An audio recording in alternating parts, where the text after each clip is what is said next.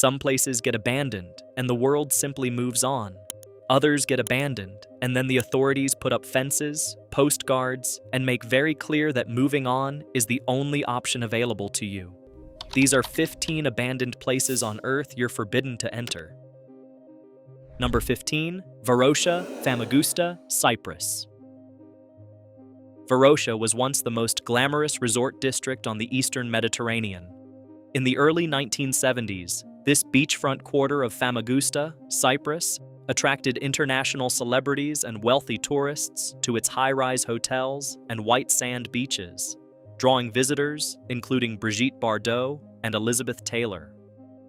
In 1974, Turkey invaded Cyprus following a Greek-backed coup, and the Turkish military advanced on Famagusta.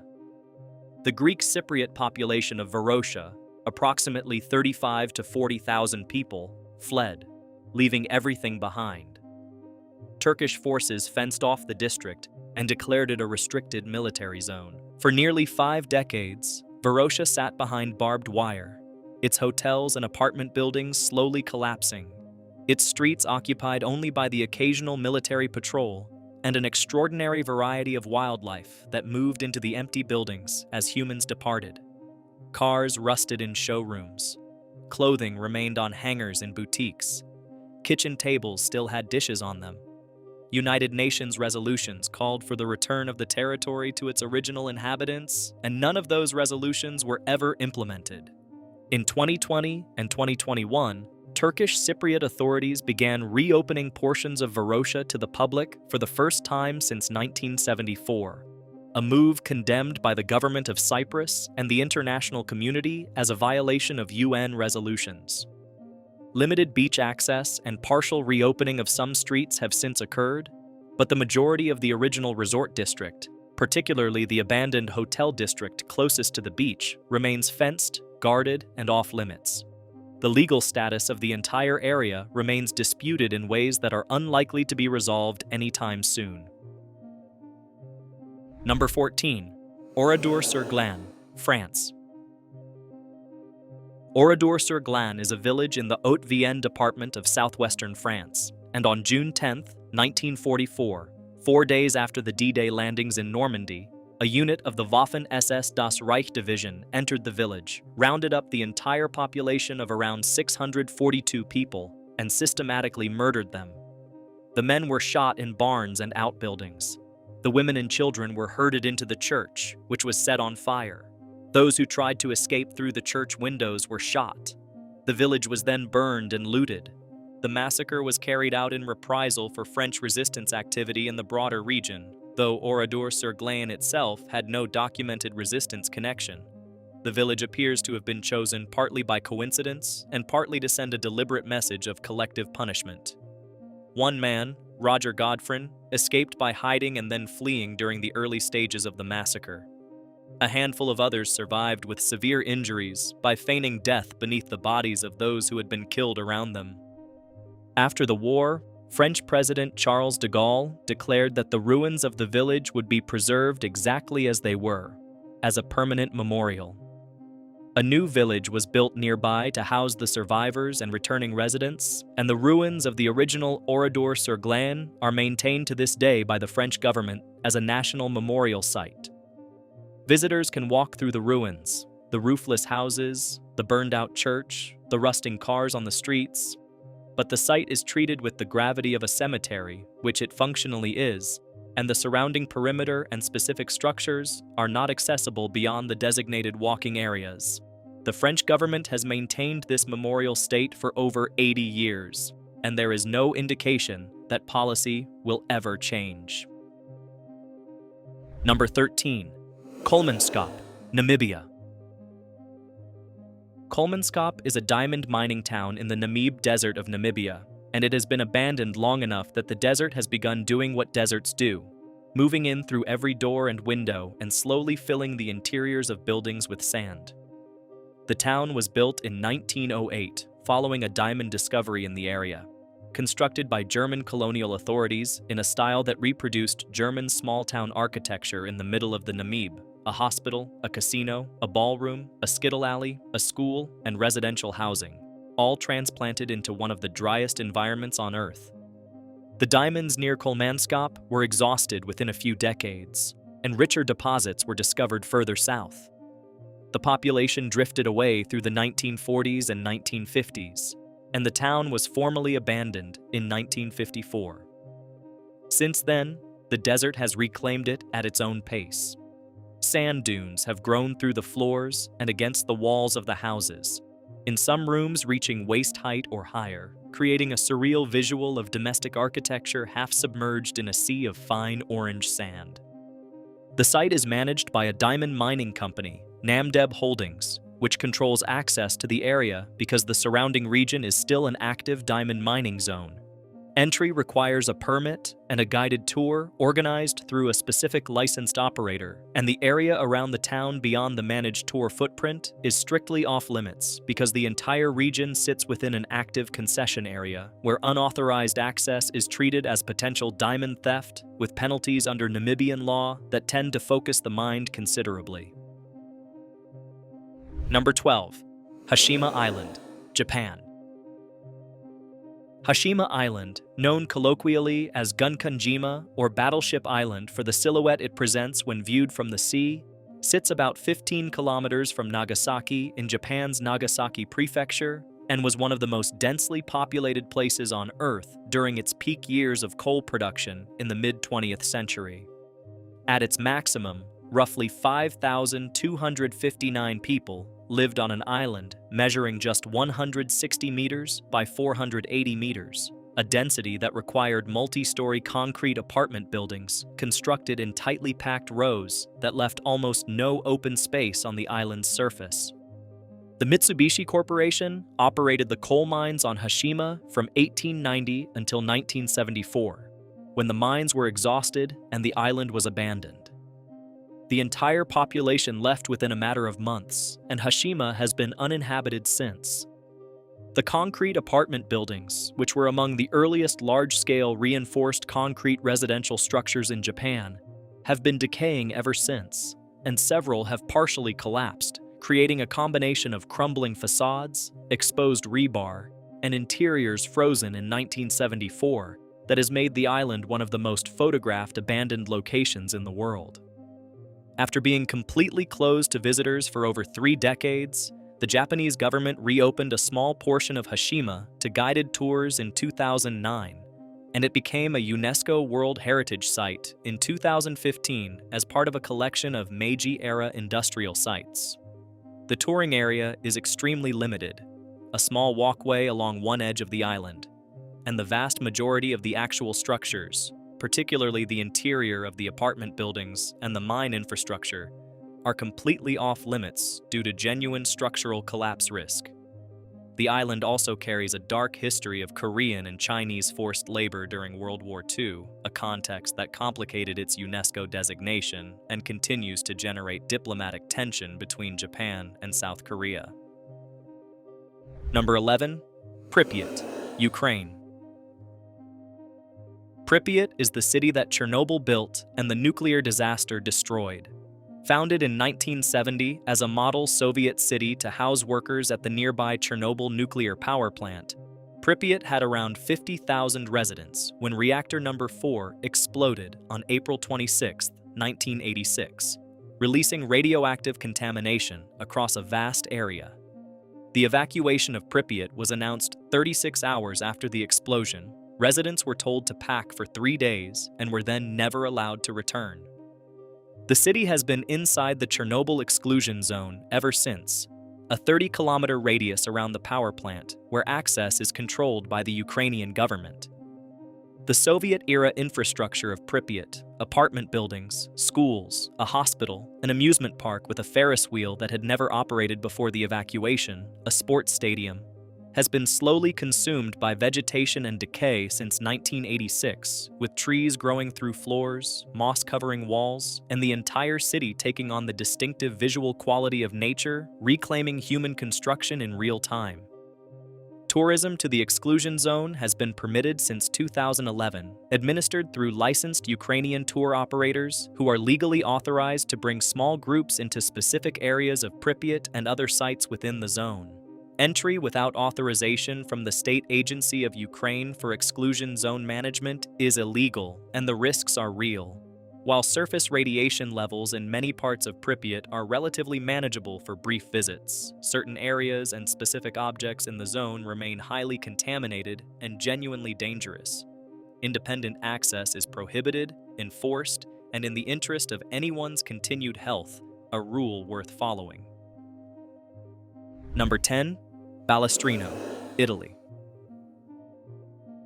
Balestrino is an abandoned medieval village in the Ligurian hills of northwestern Italy, about 20 kilometers from the coastal town of Albenga, and it was evacuated in 1953 after geological surveys determined that the hillside it sat on was too unstable to safely support continued habitation. The residents relocated to a new settlement nearby, and the original village has been sealed off and deteriorating since. The village dates to at least the 11th century, with a castle above the town and a cluster of stone buildings that represent roughly 900 years of continuous habitation before the evacuation. Unlike many abandoned Italian villages that decay quietly in relative obscurity, Balestrino has developed a significant reputation in urban exploration circles due to the quality of its preserved interiors. Furniture, clothing, household goods, and religious objects were left behind in the evacuation and have remained in place for over 70 years, creating a time capsule quality that photographers and explorers find compelling. Access is prohibited by the commune of Balestrino, which maintains ownership of the site, and the geological instability that prompted the original evacuation has not improved. The hillside continues to shift and settle, making portions of the village genuinely dangerous to walk through as floors and ceilings have become unreliable. Despite the prohibition, the site is among the more frequently illegally accessed locations in northern Italy, which the commune has responded to with periodic fence repair and, more recently, discussion of a managed ruin tourism project similar to what other Italian regions have developed for abandoned borghi. As of now, official access remains prohibited. Number 9. Sanji, Taiwan. Sanji, also known as the Sanji UFO houses, is a cluster of abandoned pod-shaped residential structures built along the northeastern coast of Taiwan near the town of Sanji, designed in the late 1970s as a futuristic vacation resort targeted at wealthy Taiwanese and American military personnel stationed in the region. Construction began in 1978 and was abruptly halted in 1980 after the developer went bankrupt and the project ran out of funding, leaving an extraordinary collection of space-age-looking fiberglass pod structures sitting empty on the Taiwan coastline. The unfinished resort sat abandoned for nearly 30 years, accumulating rumors of accidents and deaths during construction, and a local reputation for supernatural activity that made it a popular destination for curious visitors willing to duck past the perimeter fencing. The structure's distinctive design, circular, elevated pod buildings with curved windows arranged in clusters along the beach road, made them instantly visually recognizable and generated extensive international press coverage of the abandoned resort phenomenon in the 2000s. In 2010, the local government demolished the entire complex, citing safety concerns and plans for coastal redevelopment. The site is now a park area with no trace of the original structures, making Sanji one of the rare entries on this category of list where the forbidden location no longer physically exists.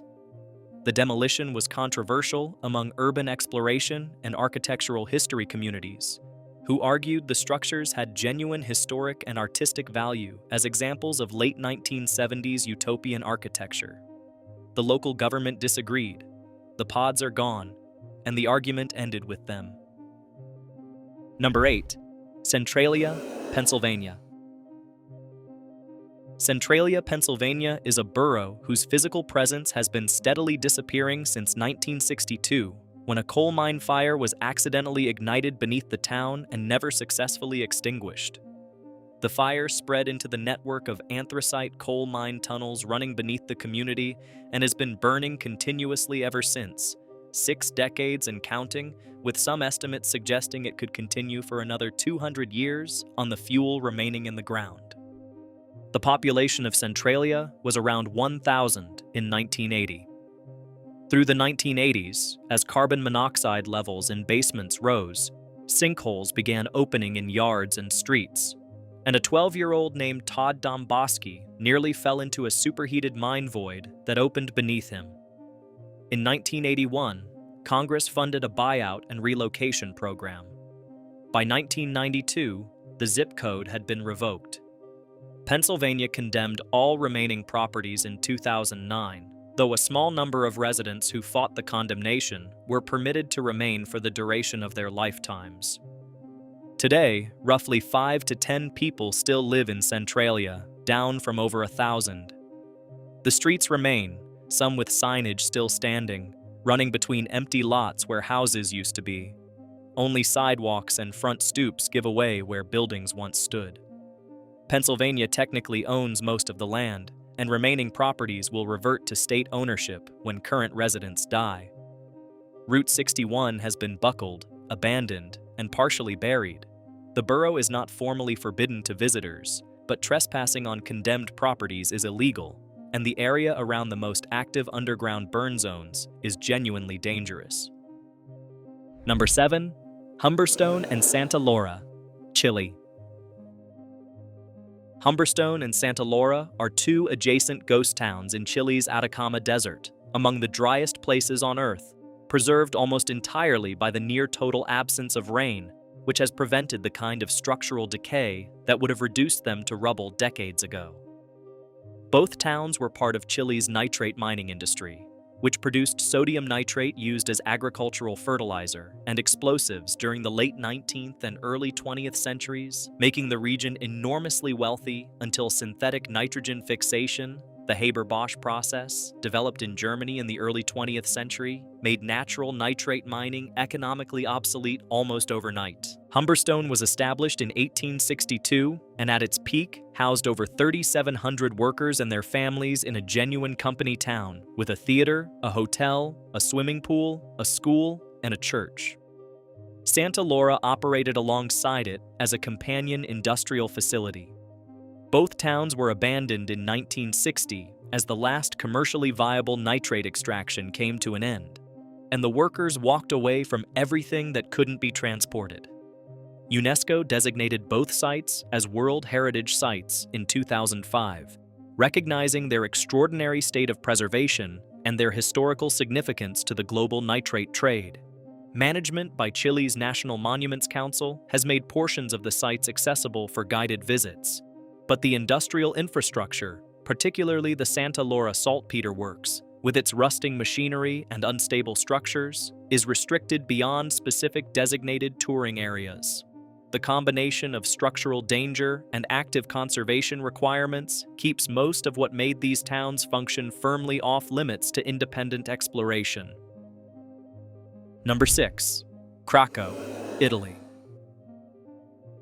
Craco is a medieval hilltop village in the Basilicata region of southern Italy that has been progressively abandoned since 1963, when landslides, earthquakes, and severe structural instability in the surrounding terrain made continued habitation too dangerous to justify. The last residents were evacuated following a flood in 1980 that triggered additional landslides and settled the question of whether the village could be stabilized and repopulated. It could not. The village dates to around 540 AD and was continuously inhabited for roughly 14 centuries before the 20th century finally defeated it.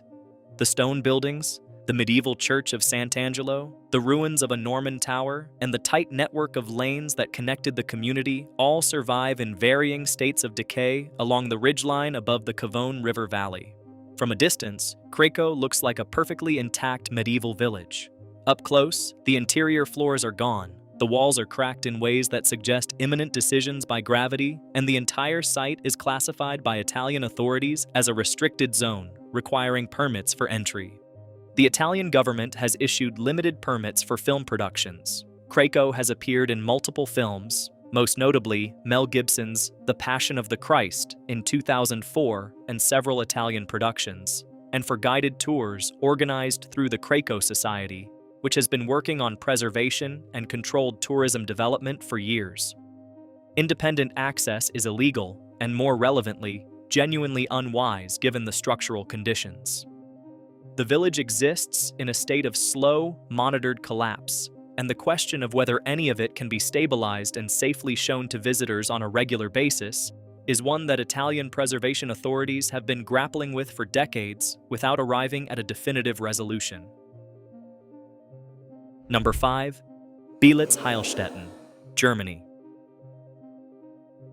Beelitz-Heilstätten is a vast complex of abandoned sanatorium buildings in the Brandenburg Forest, about 50 kilometers southwest of Berlin, built at the end of the 19th century as a tuberculosis treatment facility for Berlin's working-class population and later used as a military hospital during both World Wars. Adolf Hitler was treated there for a leg wound following the Battle of the Somme in 1916. The complex was used by Soviet forces following World War II and remained under Soviet military operation until 1994, when the Russians withdrew from Germany and left the buildings behind. Since the Soviet withdrawal, most of the complex has been abandoned and deteriorating, and the combination of scale, dozens of buildings spread across a large forested site, and the specific aesthetic of crumbling late Victorian medical architecture slowly being consumed by trees and moss has made Beelitz-Heilstätten one of the most visited urban exploration destinations in Germany. It has also been used extensively as a film location, including scenes from the 2002 film The Pianist, directed by Roman Polanski. The site is managed by a private real estate company that has been developing portions of it for residential and commercial use, converting some of the restored buildings while leaving others in states ranging from actively decaying to completely collapsed. Access to the restoration areas is controlled and commercially managed, including a popular treetop walk installed through one section of the complex. The unrenovated and deteriorating portions of the site are off-limits, enforced with security patrols and fencing, primarily due to structural danger. Several buildings are in active states of collapse that make entry genuinely life-threatening for anyone who underestimates how far advanced the deterioration actually is. Number 4. Eastern State Penitentiary, Philadelphia, USA. Eastern State Penitentiary opened in 1829 in Philadelphia as one of the most expensive and architecturally significant prisons ever built in the United States. Designed around the Pennsylvania system of penal theory, which held that solitary confinement, silence, and reflection would rehabilitate prisoners more effectively than communal living and punishment. Each prisoner had their own cell with a private exercise yard, a skylight called the Eye of God, and no contact with other prisoners. The theory was influential internationally. The practice was, by most accounts, psychologically devastating. The prison operated for 142 years, housing eventually more than 75,000 inmates, before closing in 1971 when the facility had become too deteriorated and too expensive to maintain to modern standards. It sat abandoned for over 2 decades, during which the roof collapsed in several cell blocks, vegetation grew through the floors, and the building developed the atmospheric quality of disintegration that has made it one of the most photographed ruins in the American Northeast. The site was designated a National Historic Landmark in 1965, while still operating, and has been open as a museum and historic site since 1994, managed by the Eastern State Penitentiary Historic Site Organization. Regular tours operate through specific cell blocks that have been stabilized and made safe for visitors. The cell blocks that have not been stabilized, where ceilings have caved in and floors are structurally unreliable, are closed to the public and accessible only to staff and approved researchers. The prison also operates one of the most popular Halloween attractions in the country each October, a haunted house event called Terror Behind the Walls that has run for over 3 decades and has nothing whatsoever to do with the facility's actual history, which is already disturbing enough without the theatrical assistance. Number 3. Angkor, Cambodia, restricted inner zones. Most people know Angkor as the archaeological complex in northwestern Cambodia that contains Angkor Wat, the largest religious monument in the world. What most visitors to the site don't know is that Angkor is not just one temple complex. It is an enormous archaeological zone covering over 400 square kilometers that contains hundreds of temples, reservoirs, roads, and residential areas, the vast majority of which are off-limits to general visitors and are actively managed as restricted archaeological zones. The accessible portion of Angkor, the main circuit of major temples including Angkor Wat, Bayon, Ta Prohm, and a handful of others, represents a small fraction of the total archaeological landscape. The Apsara National Authority, which manages the site, restricts access to the majority of the zone for a combination of reasons: active archaeological excavation, structural instability in smaller temples that have not been assessed or stabilized, active landmine clearance in sections that still contain ordnance from the Khmer Rouge period, and basic conservation concerns about what unrestricted human foot traffic would do to structures that are already under significant stress. The temples that tourists never see are in states ranging from entirely uncleared jungle, roots and vines consuming structures that have not been touched by archaeologists, to partially cleared sites mid-excavation. French archaeologist and Angkor scholar Bruno Dagens, who has written extensively about the site's preservation challenges, has described the unexcavated portions of Angkor as an archaeological resource of incalculable value that we are still in the early stages of understanding, which is a carefully measured way of saying that the part everyone visits is actually the small, polished surface of something vastly larger and mostly still hidden. Number 2.